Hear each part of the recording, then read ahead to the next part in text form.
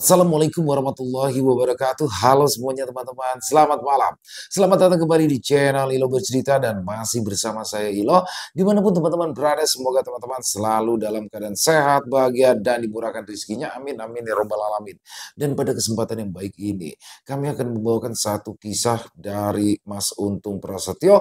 Kisah favorit kita semua, kisah Warijan. Oh, kisah Warijan selalu menarik untuk disimak ya teman-teman ya. Tapi sebelum kita masuk ke dalam kisahnya, buat teman-teman mungkin yang baru bergabung atau yang sudah lama bergabung tapi ternyata lupa nih, belum diklik tombol subscribe-nya, yuk diklik dulu tombol subscribe-nya, jangan lupa lonceng notifikasinya dinyalakan agar teman-teman selalu mendapatkan notifikasi dari konten-konten yang akan kami upload di setiap harinya. Dan untuk channel Lilo Bercerita ini kami upload setiap hari teman-teman ya, setiap malam jam 9 malam waktu Indonesia bagian Barat. Oke, gak pakai berlama-lama lagi, pasti dengan sabaran kan untuk masuk ke dalam kisahnya. Kita langsung saja masuk ke dalam kisahnya. Kita berangkat menuju Jawa Tengah.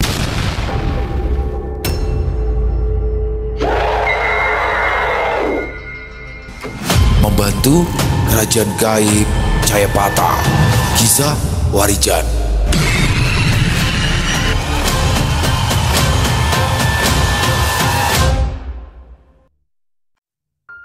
Warijan yang sudah meninggalkan desa Turi berjalan menyusuri pinggiran sungai yang mengarah ke ujung desa yang berbatasan langsung dengan desa Turi.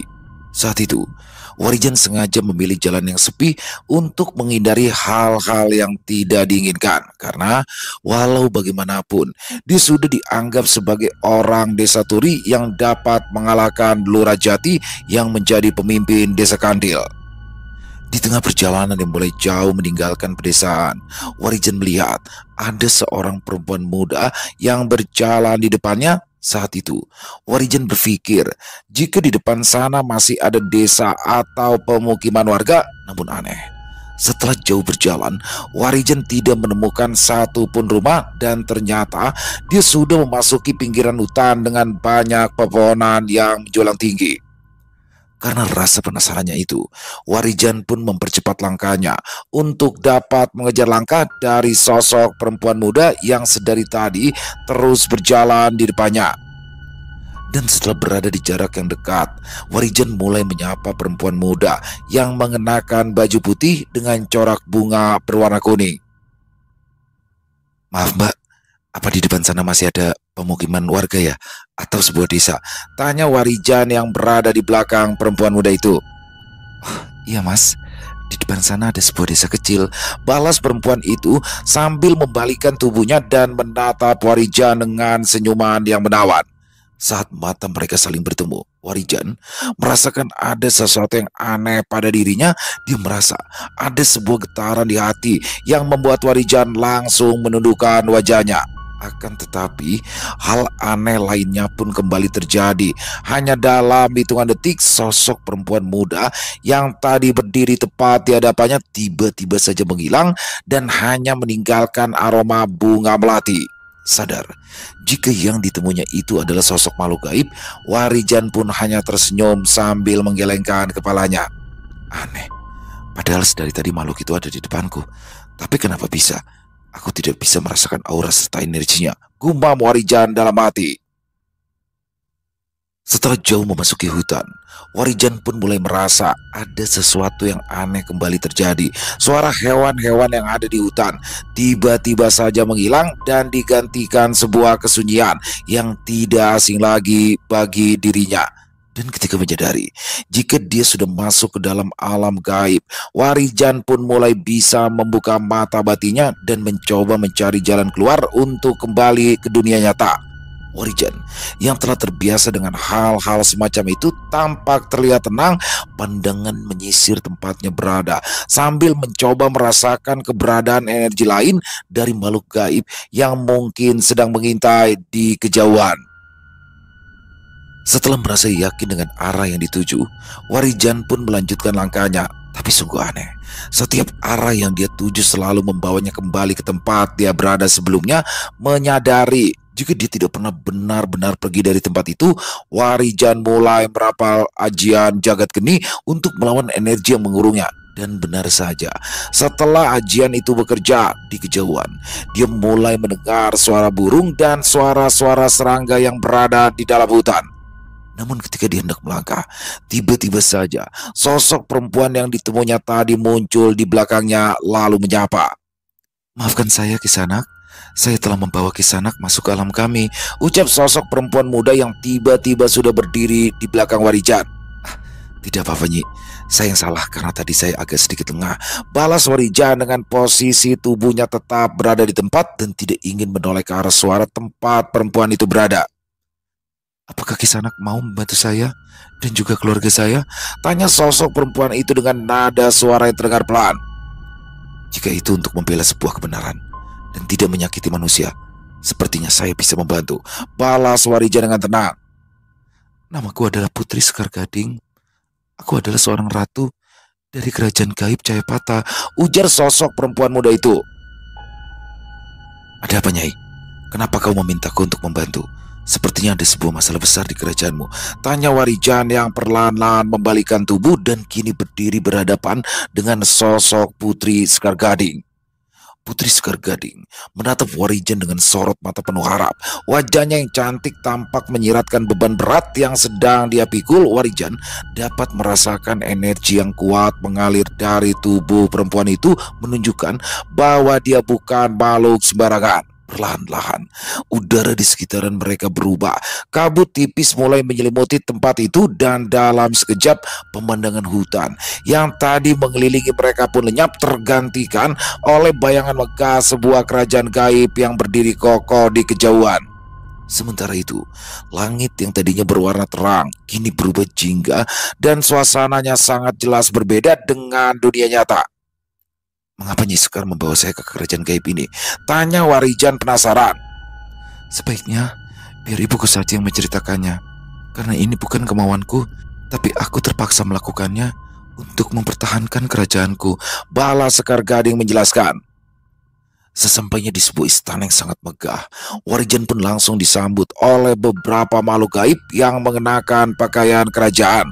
Mereka terlihat menundukkan kepala seraya memberi hormat kepada Warijan dan juga sang Ratu Sekar Gading. Di sebuah pendopo taman yang sangat indah dan luas, Warijan telah ditunggu oleh seorang perempuan yang wajahnya hampir mirip dengan sosok Sekar Gading namun terlihat lebih tua. Dengan ramah, perempuan itu meminta Warijan duduk sambil tersenyum dan mulai memperkenalkan diri. "Sebelumnya, maafkan atas kelancangan anak saya yang telah membawamu ke tempat ini, Nak," ujar sosok perempuan itu sambil tersenyum. "Namaku Naya Gading, dan ini putri penerus kerajaan ini yang bernama Sekar Gading." "Ya Nyai, tidak mengapa. Tapi kalau boleh saya tahu, ada permasalahan apa yang membuat Nyai Sekar membawa saya ke tempat ini?" tanya Warijan dengan tenang. "Semua itu berawal dari sebuah nawala yang datang dari kerajaan gaib Surabantala. Dan isi nawala itu sungguh membuat kami khawatir akan keberlangsungan kerajaan gaib Cahayapata ini," balas sosok bernama Naya Gading menjelaskan. "Isi nawala itu adalah sebuah lamaran, dan raja dari Surabantala yang bernama Handokopuro itulah yang akan melamarku," sambung Sekar Gading menjelaskan. "Loh, bukankah itu sebuah hal yang wajar, Nyi? Karena kalian kan sesama bangsa gaib dan juga sesama pemimpin kerajaan," balas Warijan. "Jika Handokopuro adalah makhluk gaib yang baik, tentunya kami akan dengan senang hati menerima lamaran itu, Nak.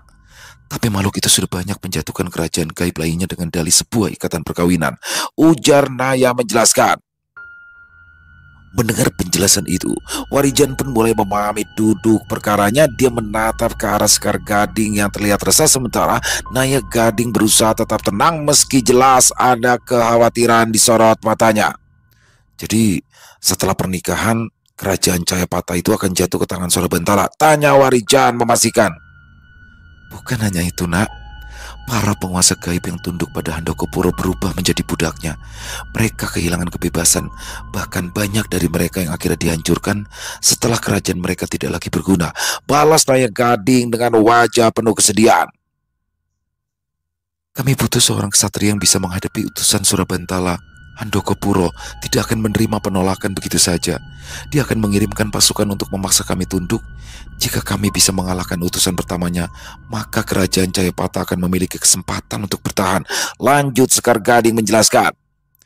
Apakah tidak ada sosok ksatria dari bangsa kalian? Tanya Warijan dengan tenang. Aku ini hanya orang biasa, dan kemampuanku pun tidak lebih tinggi dari kalian. Imbu Warijan lagi. Kami sudah meminta bantuan ke beberapa kerajaan gaib yang menjalin hubungan baik dengan Jayapata. Dan salah satu kerajaan gaib bernama Tirta Kencana memintaku untuk mendatangi seseorang yang memiliki kesaktian tinggi yang bernama Tuan Sudiro. Tapi sayang, Tuan Sudiro sedang menghadapi sebuah permasalahan besar dengan menghilangkan Raden Widanu, sehingga dia meminta kami untuk mencarimu, nak. Balas Nayak Gading yang membuat Warijan tercekat ketika mendengar nama gurunya dan juga Widanu disebut. Apa sampean sendiri yang bertemu dengan guruku itu, Nyi? Tanya Warijan penasaran. Benar sekali, nak. Bahkan Sekar Gading juga ikut bersamaku saat itu. Balas Nayak Gading sambil menganggukkan kepalanya.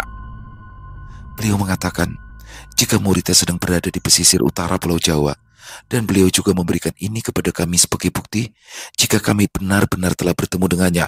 Imbu Nayak Gading sambil memberikan bila patram atau keris kecil yang warangkanya berukiran naga. Ya, Nyi, patram ini memang milik guruku. Balas Warijan sambil terus memandangi benda pusaka milik Sudiro yang kini berada di tangannya. Beliau berpesan agar kau melanjutkan laku lampamu, ucap Nayak Gading yang membuat hati Warijan bergetar menahan rindu dan juga mulai memikirkan tentang kabar menghilangnya Widanu. Warijan menggenggam patram itu dengan erat. Ada perasaan rindu yang mendalam terhadap gurunya Sudiro yang selama ini membimbingnya dalam menapaki jalan Kanuragan. Namun bersama dengan itu ada rasa khawatir muncul di benaknya ketika mendengar tentang hilangnya Widanu. Widanu bukanlah orang sembarangan. Jika dia bisa menghilang tanpa jejak, pasti ada kekuatan besar yang terlibat. Akan tetapi, Warijan harus menyimpan rasa rindu terhadap sang guru dan juga rasa khawatirnya akan kabar hilangnya Widanu. Pesan sang guru sudah jelas bahwa dia harus melanjutkan laku lampanya, dan saat ini dia sedang diminta membantu kerajaan gaib Jayapata yang menjadi bagian dari laku lampa itu sendiri. Mungkin rasanya jika aku sendiri yang akan menghadapi makhluk-makhluk gaib utusan Handokopuro, rasanya terlalu berlebihan, Nyi. Jika diizinkan, aku akan meminta sosok raja dari hutan Balataru untuk membantu menghadapi permasalahan ini, ucap Warijan yang membuat Sekar Gading dan ibunya saling beradu pandang. Siapa makhluk itu, nak? Barangkali kami juga mengenalnya, tanya Nayak Gading tersenyum. Sosok itu bernama Ki Condrowongso. Dia adalah seorang raja dari kerajaan gaib di hutan Balataru, balas Warijan menjelaskan. Bagaimana, Bu? Kita harus cepat mengambil keputusan, tanya Sekar Gading dengan wajah cemas. Baik, aku mengizinkanmu, nak, ujar Nayak Gading sambil menganggukkan kepalanya. Kalau begitu, untuk mempersingkat waktu, bawa aku keluar dari kerajaan gaib ini agar aku dapat memanggil Ki Condrowongso, pinta Warijan dengan penuh keyakinan. Mendengar hal itu, Sekar Gading pun langsung membawa Warijan menuju ke gerbang kerajaan. Di sana, dia mulai mengangkat tangannya, lalu menggerakkan jemarinya di udara. Tidak lama kemudian, tempat di sekitar mereka bergetar, lalu membuka celah untuk menuju dunia nyata. Dalam sekejap, Warijan merasakan tanah di bawah kakinya kembali padat. Udara kembali berisi suara dedaunan dan geberisik angin yang membelai pepohonan. Dia telah kembali ke hutan tempatnya semula. Tanpa membuang waktu, Warijan menutup mata dan mengatur nafasnya merapal ajian pameling. Dengan ajian itu, dia mengirimkan getaran energi yang hanya bisa dirasakan oleh makhluk gaib tertentu. Suasana hutan perlahan berubah.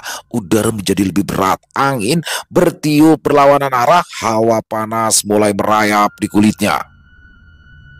Dari kejauhan, terdengar suara derak dan patah, diikuti oleh gemuruh langkah kaki mendekat. Kabut hitam tipis muncul dari balik pepohonan menyelimuti sosok Ki Condrowongso.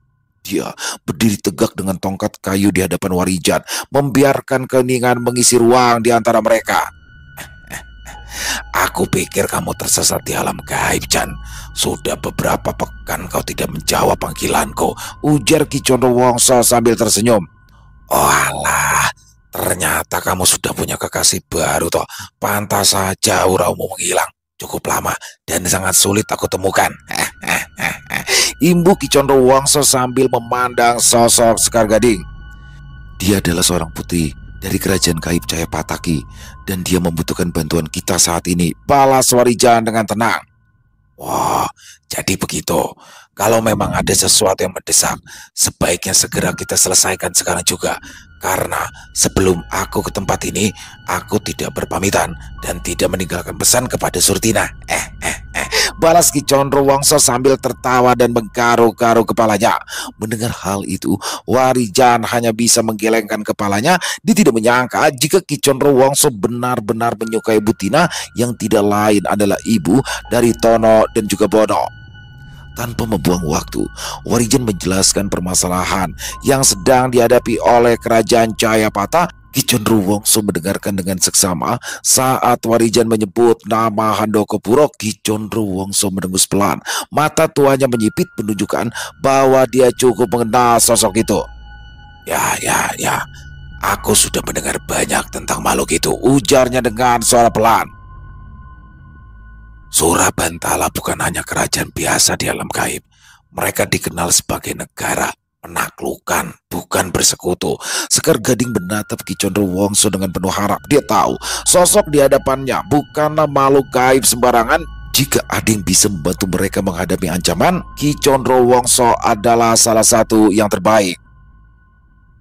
Aku akan membantu, ujarnya dengan suaranya yang dalam dan penuh keyakinan. Tapi kita harus bergerak cepat. Jika Handokopuro mengirim utusan, itu berarti mereka sudah hampir siap melancarkan serangan.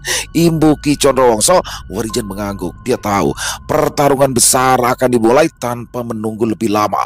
Mereka bertiga bergerak menuju kerajaan Jayapata melewati celah dimensi yang hanya bisa dilalui oleh mereka yang memahami ilmu gaib tingkat tinggi. Sesampainya di kerajaan gaib Jayapata, Sekar Gading langsung membawa Warijan dan juga Ki Condrowongso bertemu dengan Naya Gading di sebuah pendopo besar. Mereka mulai mengatur siasat untuk menghadapi utusan-utusan dari kerajaan Surabantala. Sebelumnya saya ucapkan terima kasih karena Tuan Condrowongso sudah bersedia membantu kami. Perkenalkan, namaku Naya Gading, Ratu dari Jayapata, ucap Naya Gading yang duduk di singgasana kerajaannya. Tidak usah terlalu banyak basa-basi ini. Langsung saja pada inti permasalahannya, balas Ki Condrowongso dengan tenang. Aku harus tahu dulu bagaimana Handokopuro bertindak. Karena yang aku dengar, dia sangat kejam dan tidak segan-segan langsung menghabisi penguasa kerajaan yang ingin direbutnya. Imbu Ki Condrowongso. Naya Gading mengangkat tangannya. Dalam sekejap, bayangan kabut putih membentuk gambaran peristiwa masa lalu di tengah pendopo. Dalam pantulan kabut itu terlihat bagaimana kerajaan-kerajaan gaib yang menolak tunduk pada Handokopuro berakhir dengan kehancuran. Kota-kota mereka terbakar oleh api gaib yang tidak bisa dipadamkan. Penghuninya lenyap tanpa jejak dan tanah mereka berubah menjadi lahan tandus yang dipenuhi energi hitam. Ki Condrowongso menyipitkan mata, memperhatikan dengan seksama. Warijan yang berdiri di sampingnya mengepalkan tangan, menyadari betapa besar ancaman yang mereka hadapi. Naya Gading kemudian menggerakkan tangannya kembali dan kabut itu berubah memperlihatkan gambaran tentang utusan yang akan datang dari kerajaan Surabantala. Sosok-sosok hitam berlapis baju zirah gaib berdiri di atas kuda api. Mata mereka bersinar merah, tubuh mereka memancarkan aura kematian. Di barisan paling depan terlihat sesosok makhluk berwujud manusia dengan kulit tegam dan sorot mata tajam seperti elang. Dia pasti panglima pertama mereka, pikir Ki Condrowongso. Tanpa berkata apa-apa, dia menancapkan tongkat kayunya ke lantai pendopo, memunculkan getaran halus yang menyebar ke seluruh ruangan. Seketika, Warijan merasakan aliran energi yang berbeda. Ki Condro Wongso kemudian menarik nafas panjang. Dia tahu bahwa strategi saja tidak cukup untuk menghadapi musuh sekuat ini. Dibutuhkan lebih dari sekedar rencana, akan tekad dan keberanian serta kekuatan yang hanya bisa dimiliki oleh mereka yang telah menguasai ilmu tertinggi. Apa yang sampean rencanakan, Ki? Apa sampean ingin membawa pasukan kerajaan Balataru? Tanya Warijan penasaran. Dasar bocah sembrol, aku tidak mungkin membawa pasukanku ke kerajaan ini. Tapi kitalah yang akan menghadapi utusan itu, lalu kemudian menghadapi Handokopuro. Balas Ki Condro Wongso menjelaskan. Kita akan bersiasat. Jika anakmu ini sudah dilamar oleh pemuda baik ini dan aku yang menjadi ayahnya, ujar Ki Condro Wongso menjelaskan siasat yang akan dijalaninya. Aku tidak ingin berlama-lama berurusan dengan makhluk-makhluk kotor itu. Maka dari itu aku akan membuat sayembara, imbu Ki Condro Wongso. Nayak Gading dan Sekar Gading saling pandang mendengar rencana yang diajukan oleh Ki Condro Wongso.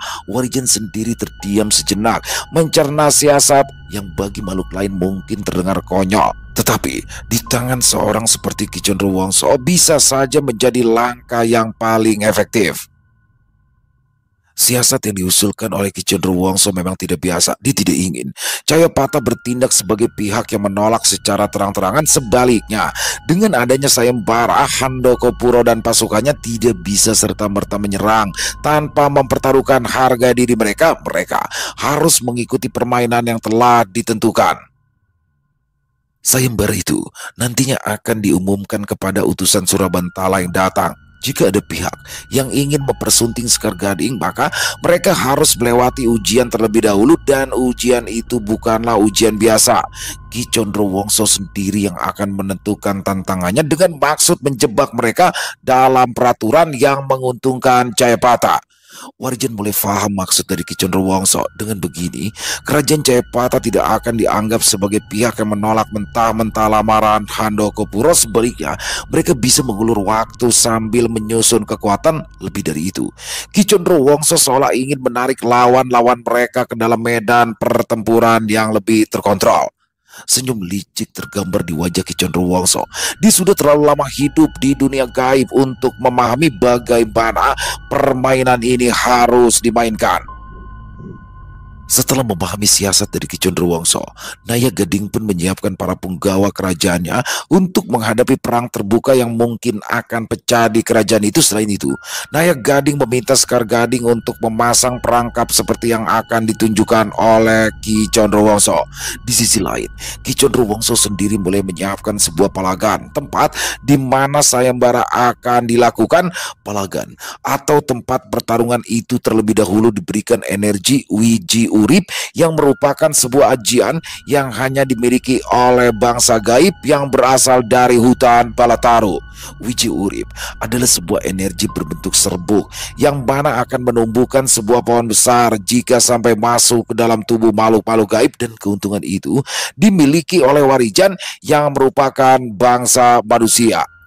Dengan ajian Sindung Geni, Warijan dapat dengan mudah membawa energi Wiji Urip masuk ke dalam tubuh lawan, dan hal itu tentunya akan menjadi senjata yang sangat ampuh. Persiapan di kerajaan Cayapata semakin matang. Di bawah arahan Ki Condro Wongso, para punggawa bekerja tanpa henti, memperkuat pertahanan dan memastikan setiap jebakan dipasang dengan sempurna. Sekar Gading dengan kelihayannya dalam ilmu gaib memimpin beberapa pasukan elit Cayapata untuk menanamkan energi Wiji Urip di sekitaran palagan. Mereka menyebarkan serbuk itu dengan hati-hati, memastikan bahwa area tersebut menjadi medan yang mematikan bagi makhluk-makhluk gaib dari Surabantala. Warijan sendiri mulai mendalami kembali ajian Sindungeni, menyelaraskan kekuatan tubuh dan jiwanya agar mampu mengendalikan wiji urip dengan kecepatan dan keakuratan tinggi. Dia tahu bahwa satu kesalahan kecil itu bisa berakibat fatal, mengingat energi ini adalah kekuatan kuno yang sulit dikendalikan. Namun dengan pengalamannya dalam bertarung melawan berbagai makhluk gaib, Warijan semakin percaya diri bahwa dia dapat menghadapi utusan Handokopuro. Di sisi lain, Ki Condrowongso tidak hanya berdiam diri. Dia menanam berbagai mantra pelindung di sekitaran istana, menguatkan pertahanan Jayapata agar tidak mudah diterobos oleh kekuatan hitam dari Surabantala. Dengan ilmunya yang tinggi, Ki Condrowongso juga menyamarkan keberadaan perangkap-perangkap yang telah dipasang dan membuat seolah-olah Palagan itu hanyalah arena pertempuran biasa. Sementara itu, di kejauhan, pertanda kedatangan pasukan Surabantala mulai tampak. Setelah semua persiapan matang, Ki Condrowongso pun langsung berubah wujudnya menjadi sosok lelaki bertubuh tinggi besar. Begitu juga dengan Warijan. Untuk menghindari kemungkinan buruk dalam perjalanan laku lampanya, Ki Condrowongso merubah tubuh Warijan menjadi sosok lelaki dengan tubuh tegap dan hampir mirip dengan wujud Ki Condrowongso. Dengan begini, kita terlihat seperti seorang anak dan ayah, Jan. Ujar Ki Condrowongso dengan tawanya yang terdengarnya. Kau melamar anaknya dan aku melamar ibunya. Imbu Ki Condrowongso yang membuat Warijan tersenyum sambil memalingkan wajah. Jika kau berhasil mengusir Handokopuro dan pasukannya, aku bersedia menjadi istrimu, Tuan, sahut Naya Gading yang membuat Ki Condrowongso terdiam 1000 bahasa. Sedangkan Warijan memilih pergi dari tempat itu, meninggalkan mereka berdua. Alam gaib, tempat di mana kerajaan Jayapata semakin pekat ketika pasukan Surabantala mulai memasuki perbatasan kerajaan Jayapata. Udara terasa lebih berat, aroma menyengat menandakan kehadiran makhluk gaib dari golongan hitam. Langkah kaki mereka tidak menimbulkan suara, tetapi tanah tempat mereka berpijak menghitam dan mengering, seolah terserap oleh energi jahat yang mereka bawa. Di dalam istana Jayapata, Ki Condrowongso berdiri tegak. Berbeda jauh dari sikap jenakahnya sebelumnya, dia mulai merasakan tekanan gaib yang sangat kuat mendekat, pertanda bahwa Handokopuro benar-benar mengirimkan utusan terbaiknya. Warijan yang kini berwujud tegap seperti anak kandungnya berdiri di sampingnya dengan tatapan tajam, siap menghadapi apapun yang terjadi. Sekar Gading dan para penggawa kerajaan berdiri di depan istana, mengawasi dengan waspada. Mereka telah memasang jebakan, tetapi mereka tahu bahwa pertempuran ini tidak akan mudah. Dari balik kabut yang pekat yang menyelimuti perbatasan, sosok besar mulai terlihat. Makhluk itu bertubuh tinggi kekar dengan kulit hitam legam seperti arang. Sepasang tanduk melengkung di kepalanya, matanya merah menyala, membuat sosok makhluk gaib itu sangat menyeramkan. Sosok itu mengenakan baju zirah hitam dengan ukiran yang berkilauan dalam gelap. Di tangannya tergenggam tombak panjang yang mengeluarkan hawa dingin menusuk.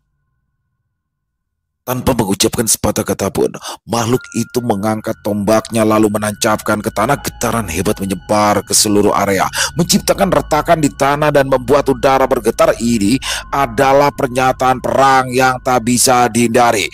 Ki Condrowongso dan Warijan saling pandang. Mereka tahu bahwa inilah saatnya untuk membuktikan bahwa Jayapata tidak akan tunduk begitu saja. Dengan satu tarikan nafas panjang, mereka melangkah maju untuk menghadapi utusan dari kerajaan gaib Surabantala. Yang aku tahu, Jayapata dipimpin oleh seorang ratu cantik yang bernama Naya Gading. Siapa kalian? Apa hubungan kalian berdua dengan Jayapata? Tanya sosok makhluk bertubuh besar dengan mata merah menyala. Aku adalah suami dari Ratu Jayapata, dan ini adalah putraku, calon raja baru yang akan mempersunting Putri Sekar Gading, balas Ki Condrowongso dengan tegas. Apa aku tidak salah mendengarnya? Makhluk bodoh, seru sosok makhluk utusan kerajaan Surabantala. Hei, tidak usah banyak omong. Jika memang rajamu ingin mempersunting Putri Sekar Gading, maka dia harus melalui sayembara yang akan aku gelar di tempat ini, balas Ki Condrowongso dengan sangat tegas. Apa sayembaranya? Tanya sosok makhluk itu lagi. Siapa yang mampu bertahan dalam pertempuran hidup dan mati, dialah yang akan mendapatkan Putri Sekar Gading, balas Ki Condrowongso tegas. Baik, baik makhluk bodoh. Kalian berdua akan musnah di tempat ini, disaksikan oleh sang ratu dan juga tuan putri kerajaan Jayapata. Aku Kalasura, siap bertarung melawan anakmu itu, ujar sosok makhluk utusan Handokopuro yang bernama Kalasura sambil menunjuk ke arah Warijan. Warijan maju selangkah, berdiri tegak di hadapan Kalasura, matanya tajam penuh ketenangan tanpa gentar menghadapi makhluk yang jauh lebih besar darinya. Angin kencang mulai berembus, menyapu debu di sekitaran palagan. Para punggawa kerajaan Jayapata menahan nafas, menyaksikan dua sosok yang siap bertarung dalam pertempuran hidup dan mati. Kalasura mengayunkan tombak, menciptakan gelombang energi hitam yang langsung menghantam tanah di hadapan Warijan. Ledakan kecil terjadi, membentuk kawah berasap. Namun Warijan tetap berdiri kokoh. Dia hanya bergeser sedikit, menghindari serangan dengan mudah, seolah-olah telah memahami ritme pergerakan lawannya. Tanpa menunggu lebih lama, Kalasura menerjang dengan kecepatan luar biasa. Tanah tempatnya berpijak retak, debu berterbangan. Warijan dengan sigap menghindar, lalu berbalik dengan gerakan cepat menghantam dada Kalasura dengan pukulan jagat geni. Ledakan kecil terjadi, membuat tubuh Kalasura terdorong ke belakang. Sosok makhluk gaib itu menggeram. Dia tidak menyangka bahwa lawannya bisa memberikan serangan yang begitu kuat. Ki Condrowongso menyaksikan dengan mata berbinar, mengangguk puas. Energi wiji urip yang telah ditanamkan di palagan mulai menunjukkan dampak. Setiap serangan yang mengenai Kalasura akan menyerap kekuatannya dan memperlemah tubuhnya. Namun Kalasura tidak tinggal diam. Dia mengangkat tombaknya tinggi-tinggi, lalu menghantamkan ujungnya ke tanah. Seketika pusaran angin hitam muncul, berputar-putar cepat, menciptakan ruang hampa di sekeliling mereka. Warijan merasakan tekanan luar biasa. Tubuhnya seperti ditarik ke dalam kekosongan yang mencekik. Sekar Gading menggigit bibirnya, kedua tangannya mengepal erat. Sementara itu Naya Gading tetap duduk di singgasananya. Di tengah pusaran angin yang semakin mengamuk, Warijan menutup matanya sejenak, merasakan aliran energi di sekelilingnya. Lalu dalam hitungan detik, dia menghentakkan kaki ke tanah. Ajian Sindung Geni berpadu dengan wiji urip yang tersebar di palagan menciptakan percikan cahaya yang menyebar ke seluruh arena. Tubuh Kalasura tiba-tiba menegang. Dari luka kecil di dadanya muncul akar-akar halus yang menjalar cepat, melilit tubuhnya dengan kuat. Kalasura menggeram, mencoba merobek akar-akar itu, tetapi semakin dia melawan, semakin cepat mereka tumbuh menancap ke dalam dagingnya seperti tanaman hidup yang kelaparan. Kalasura meraung kesakitan, kekuatannya mulai terserap. Dia kembali mengayunkan tombaknya dengan liar, mencoba menyerang Warijan. Namun Warijan sudah lebih dulu melompat ke udara, lalu dengan satu hentakan kuat dia menghantam kepala Kalasura dengan pukulan terakhir. Ledakan terjadi, tubuh Kalasura terhuyung ke belakang sebelum akhirnya jatuh berlutut. Matanya yang merah mulai redup, dan dalam beberapa detik tubuhnya perlahan berubah menjadi batu, lalu hancur menjadi debu. Warijan menarik napas panjang, mengatur kembali energinya. Dia menatap sekilas ke arah Ki Condrowongso yang tersenyum lebar.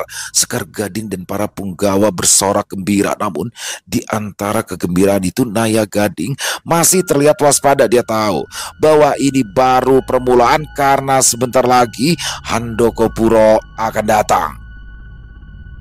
Beberapa makhluk utusan dari Suro Bantala terlihat kebingungan, dan hal itu pun langsung dimanfaatkan oleh Ki Condrowongso. Dia melesat ke arah para punggawa utusan dari kerajaan Surabantala. Katakan pada rajamu, aku Raden Mas Banyurip, suami dari Naya Gading, menunggunya di tempat ini. Katakan kepadanya, jika menginginkan Putri Sekar Gading, maka dia harus bisa mengalahkanku, ujar Ki Condrowongso tegas. Mendengar hal itu, beberapa makhluk gaib utusan dari Suro Bantala langsung melesat pergi, dan Ki Condrowongso pun langsung menghampiri Warijan. Warijan masih berdiri tegap di tengah palagan. Nafasnya mulai teratur. Debu dari tubuh Kalasura yang telah hancur masih berterbangan, menandakan betapa dahsyatnya pertempuran yang baru saja terjadi. Ki Condrowongso menepuk bahu Warijan dengan penuh kebanggaan. Senyum lebarnya masih menghiasi wajah, tetapi sorot matanya penuh kewaspadaan. Di sisi lain, Sekar Gading berdiri tak jauh dari mereka. Matanya berbinar penuh kekaguman. Bagaimana dia melihat Warijan berhasil mengalahkan lawan yang begitu kuat, namun hatinya masih dipenuhi kecemasan. Dia tahu bahwa Handoko Puro bukanlah makhluk yang tinggal diam. Setelah kekalahan ini, Naya Gading pun tidak tinggal diam. Dia segera memberikan perintah kepada para punggawa Cayapata untuk memperkuat pertahanan. Beberapa prajurit gaib segera bergerak, memasang perangkap tambahan di sekitar Palagan, sementara yang lainnya mulai melakukan persiapan untuk menghadapi serangan balasan yang bisa saja terjadi kapan saja. Ketika nanti aku terlibat dalam pertarungan dengan Handoko, kau harus tetap waspada, Jan. Jika para punggawa kerajaan mereka menyerang, kau harus cepat mengeluarkan ajian Sindung Geni untuk membawa Wiji Urip masuk ke dalam tubuh makhluk-makhluk itu, ujar Ki Condrowongso menjelaskan. Dan aku ingatkan lagi, Tuan Putri, jangan lupa perintahkan para prajurit kerajaanmu menjauh ketika Warijan sedang melakukan ajian Sindung Geni, agar para prajuritmu tidak terkena Wiji Urip. Imbu Ki Condrowongso menjelaskan kepada Naya Gading dan juga Sekar Gading. Tidak lama kemudian, di kejauhan mulai terdengar suara gemuruh yang mengguncang tanah. Dari balik kabut hitam yang semakin tebal, sosok-sosok bertubuh tinggi besar perlahan mulai terlihat. Cahaya merah menyala dari matanya, dan setiap langkah yang diambilnya membuat tanah di sekitarnya retak. Di bawah langit yang kini kelam, sosok-sosok tinggi besar itu mulai menampakkan diri sepenuhnya. Kulit mereka hitam legam seperti arang, tubuhnya diselimuti kabut pekat yang berputar seperti asap. Tanduk melengkung menjulang dari kepala mereka, dan dari mulut mereka terdengar geraman rendah yang menggema ke seluruh penjuru Cayapata. Ki Condrowongso berdiri tegap di tengah Palagan, matanya tajam menatap makhluk-makhluk itu. Warijan di sampingnya merasakan hawa dingin yang merayap ke dalam tubuhnya, tetapi dia tidak goyah. Dalam hati, dia sudah bersiap untuk mengeluarkan ajian Sindung Geni ketika saatnya tiba. Salah satu dari makhluk tinggi besar itu melangkah maju. Tubuhnya lebih besar daripada yang lain, dan di punggungnya terdapat dua pasang sayap hitam yang bergerak pelan seolah menunggu saat yang tepat untuk mengepak. Dari sorot matanya yang berwarna merah, jelas bahwa dialah pemimpin dari para pasukan Surabantala. Dari balik pasukan para prajurit kegelapan itu muncul sebuah tandu besar yang ditarik oleh dua makhluk hitam raksasa berkepala serigala. Di dalamnya duduk seorang pria bertubuh kekar dengan jubah hitam yang menyelimuti seluruh tubuhnya. Tangannya yang besar dan berotot bertumpu pada sandaran tandu, sementara matanya yang bersinar merah menatap lurus ke arah Ki Condrowongso dan Warijan. Tanpa banyak basa-basi, sosok Handoko Puro langsung melesat dari tandu kebesarannya, mendarat tepat di hadapan Ki Condrowongso dan Warijan yang berdiri di tengah Palagan. Sosok makhluk gaib berkepala banteng dan bertubuh manusia hitam itu terus memandang ke arah Ki Condrowongso. "Apa kau yang menantangku?" tanya Handoko Puro sambil mengangkat tombak trisulanya lan menunjuk Ki Condrowongso. "Benar sekali, Kerbau Dungu. Akulah suami dari ratu kerajaan ini, dan jika kau ingin mempersunting Putri Sekar Gading, maka kau harus bisa mengalahkanku dalam pertarungan yang adil," balas Ki Condrowongso dengan tegas. "Baiklah, kalau begitu aku akan melumpuhkanmu dan mengambil kerajaan ini beserta putrinya," ujar Handoko Puro yang langsung mengeluarkan energi kuat. Melihat hal itu, Warijan pun langsung melesat. Dia mendarat di sebuah menara yang ada di istana kerajaan. Tugasnya sudah jelas. Jika ada pergerakan dari musuh, maka Warijan harus mengeluarkan ajian Sindung Geni yang dapat merubah Wiji Urip menjadi butiran api dan memasukkannya ke tubuh makhluk-makhluk gaib itu.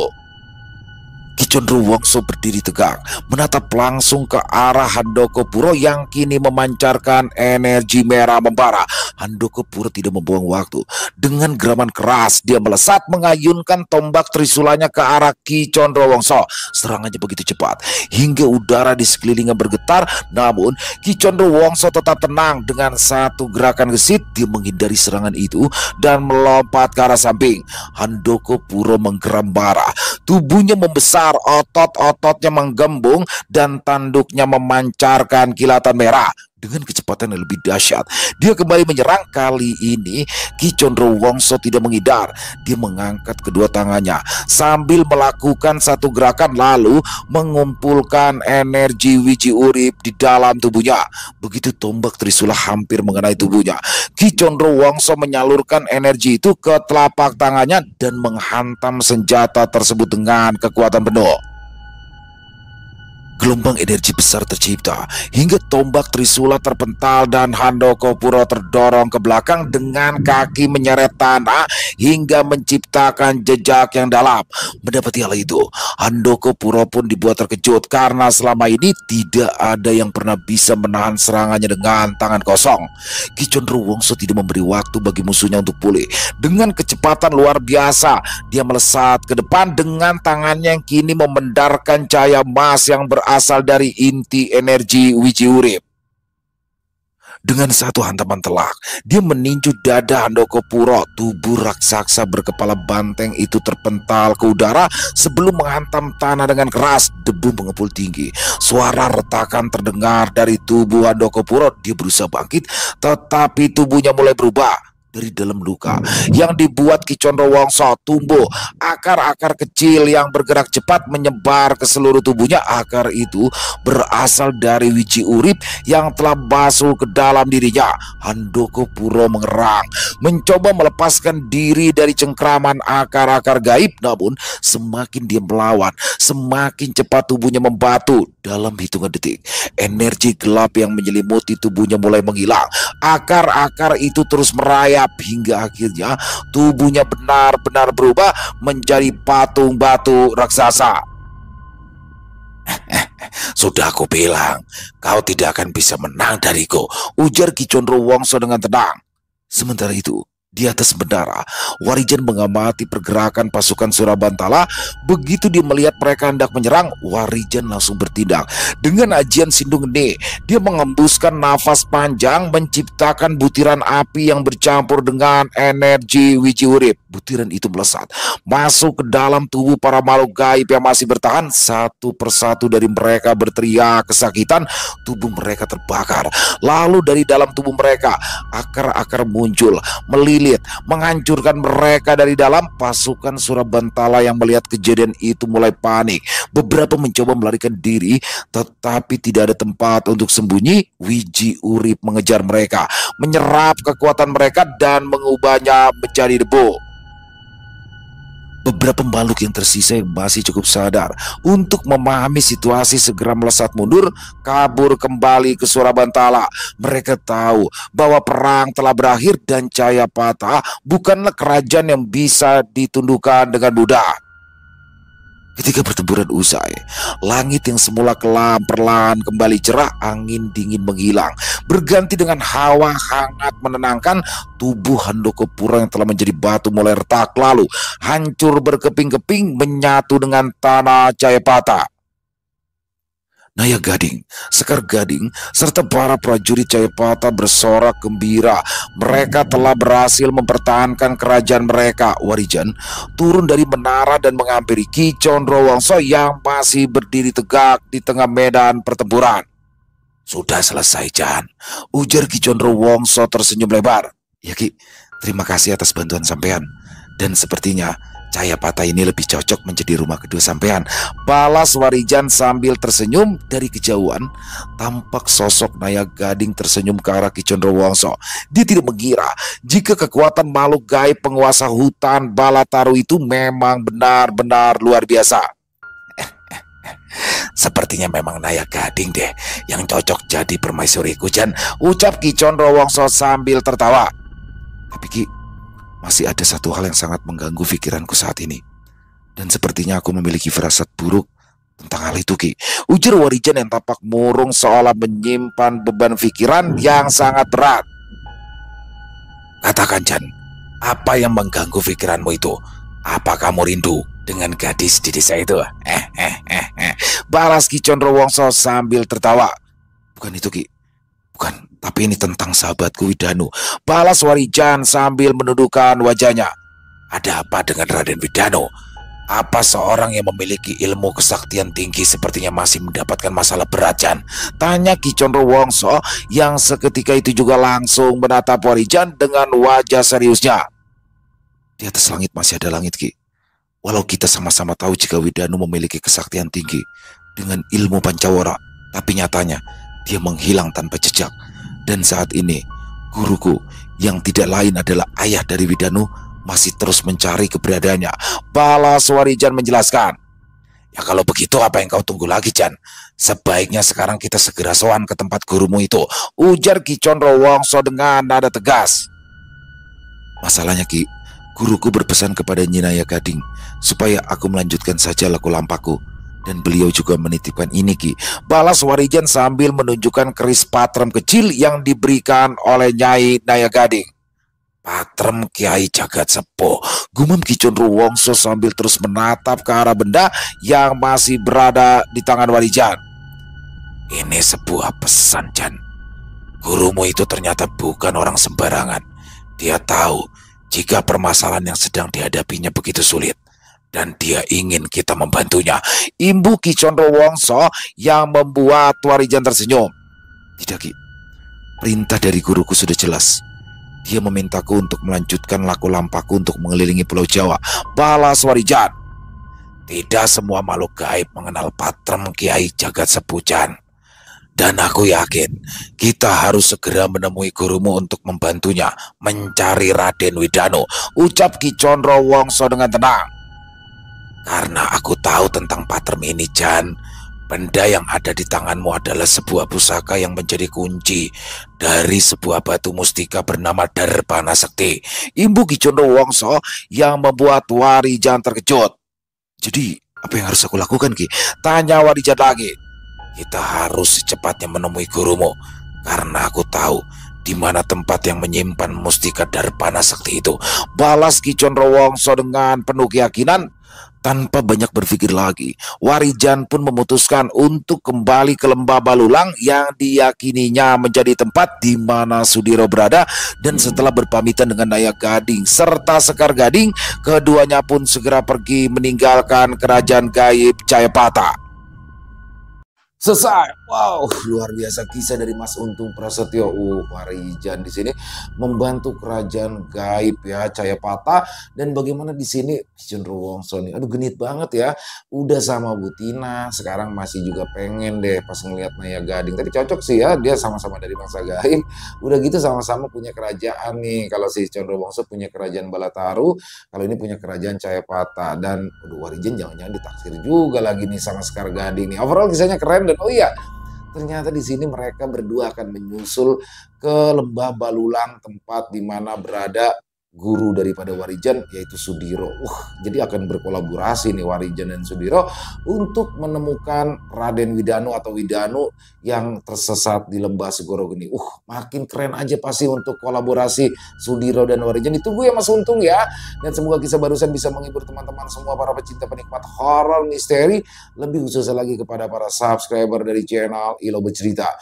Buat teman-teman yang mungkin punya komentar lain, punya pendapat lain, bisa menuliskan di dalam kolom komentar ataupun hanya sekedar saling menyapa. Insya Allah kami akan menjawab satu persatu. Buat teman-teman yang suka dengan videonya, bisa diklik tombol like-nya, tombol jempolnya, boleh juga dong dibantu di-share ya link videonya ini ke teman-teman yang lain agar juga ikut merasa terhibur. Dan sekali lagi buat yang belum subscribe, yuk bisa diklik tombol subscribe, jangan lupa lonceng notifikasinya dinyalakan agar teman-teman selalu mendapatkan notifikasi dari konten-konten yang akan kami upload di setiap harinya.